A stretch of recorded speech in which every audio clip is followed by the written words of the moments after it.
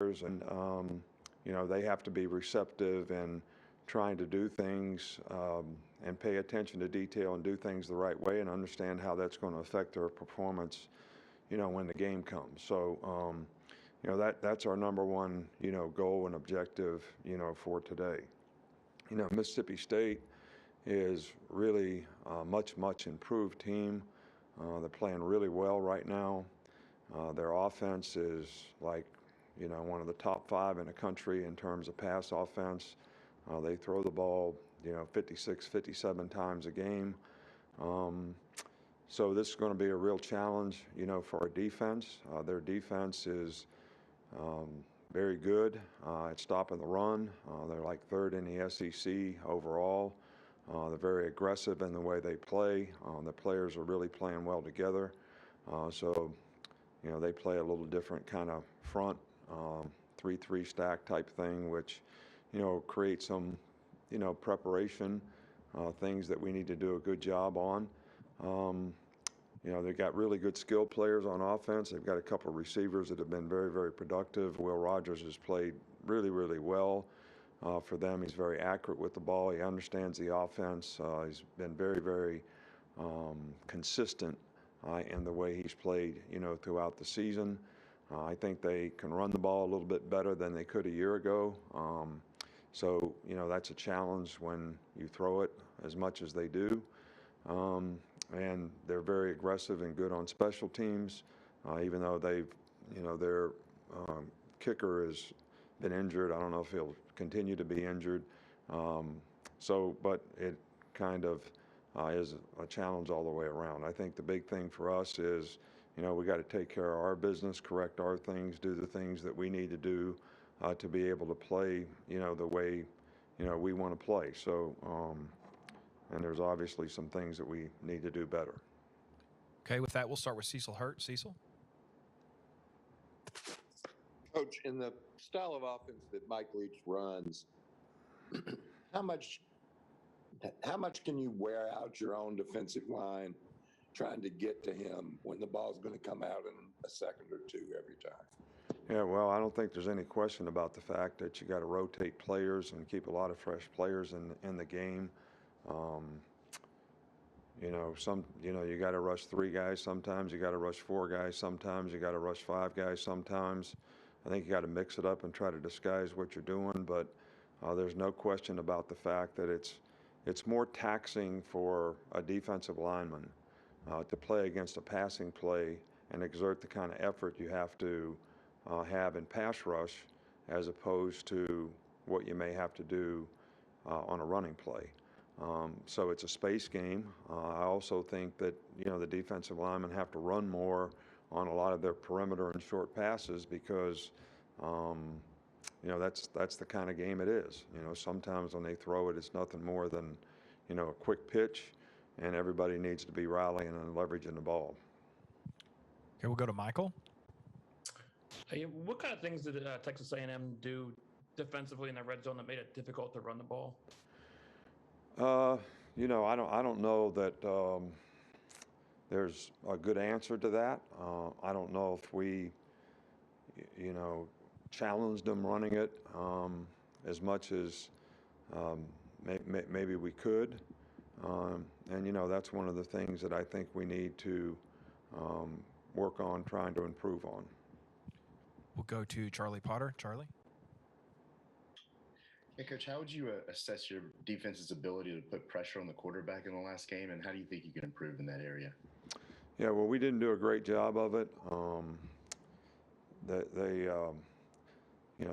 were very smart about a lot of bunch formations, not many spread out formations. They 7-man protected some, then they free released the back, kept the tight end and blocked. So they were very protection conscious. And we didn't get the kind of pressure that we want, but I think a lot of times you need to create, the kind of 3rd down situations where the best opportunity to get pressure is in those situations. As much as they were trying to run the ball, and especially early in the game, they ran it effectively. We were calling more run-type stunts, which don't necessarily give you the kind of pass rush you'd like to have in some circumstances, but it's definitely something that we need to improve on. We'll go to Nick Kelly with Tuscaloosa. Going the other side, in terms of giving up pressure from your line, I mean, it looked like when they would overload a side that you guys had some troubles there. I mean, what did you learn looking at the film in terms of how you guys can improve when they overload on one side rushing Bryce? Yeah, I think, most of the issues were created by communication, or I guess you could say lack of communication. They did give us some different looks, which we need to adjust to. The quarterback, the running back, the offensive line all have to communicate and get on the same page. And I think we did a little better job of picking things up in the second half than we did in the first half. So we did make the adjustments that we needed to make. But it was an issue, especially in the first half, I think when we got sacked 3 times or something like that. And we didn't communicate very well on who's sliding to who and how we're picking things up. We'll go to Aaron Suttles. How do you think John Mechie has done this year, sort of progressing to the number 1 receiver? John's battled, some injury things going into the season, that were kind of carryovers from last season. He's worked very hard to try to, get things right. And I think that, he's done a good job. I think that the more he can practice and the more that we can develop the kind of timing in the passing game that we'd like to, that would probably be beneficial to his performance as well as, our productivity with him. So, but he's doing everything that he can do to contribute to the team. We'll go to Mike Rodak. You had mentioned after Bryce threw his interception against Ole Miss that maybe he was a little bit frustrated with that one. What did you see after his interception in this game, those couple of drives after that, both on the field and on the sideline? Well, we didn't run a very good route, on the one that he threw. But I thought he stayed focused, didn't get upset, and, played, well in the game. Under the circumstances, I think we handled the noise better. I think his reads were pretty good for the most part. Nobody's perfect when it comes to accuracy, but I thought he did a pretty good job in that regard. So I thought he kept his poise and really, stayed focused on the next play, and I didn't think that affected him. We'll go to Joey Blackwell. Hey, Coach, I'm just curious, what is your approach in speaking to your players in the locker room after losses, and do you use that as kind of a jump start to setting the tone for preparation for the next week's game? Well, I think that, players have to remember how they feel when they don't have success, and I think they got to remember how that feels. And then I also think that they have to think about, well, how did what we did sort of contribute to this feeling that I have, and then what am I willing to do to fix it, basically is, the message. So, and when I say how do we respond to this, that's what I'm talking about. How do you respond to the feeling that you had when you didn't have success, and what are you willing to do to fix it? We'll go to Stephen. Coach, when you say, don't waste a failure, like, what does that mean in your eyes? And for this team, what should that mean to not waste a failure? Well, I think that what it means, very simply, is sometimes the best lessons you learn are when you do have failings. And you can always learn more when you don't do something exactly right.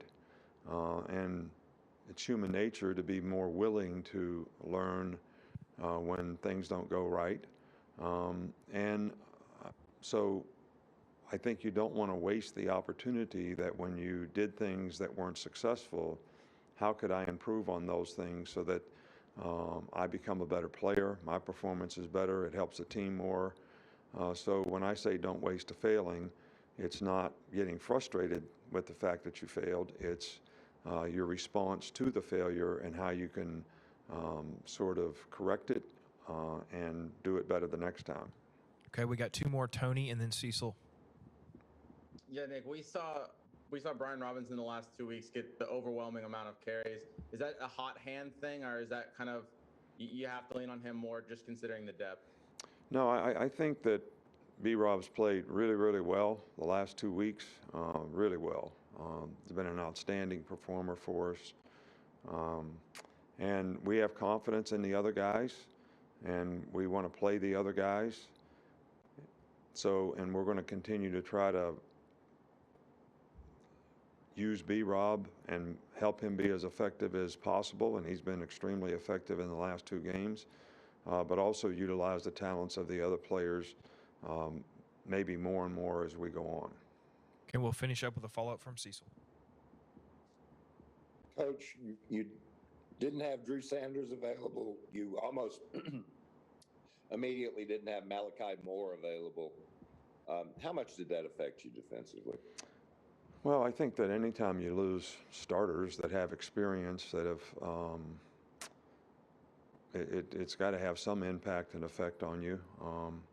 I didn't think that, we sort of adjusted and played the way we need to play in the back end.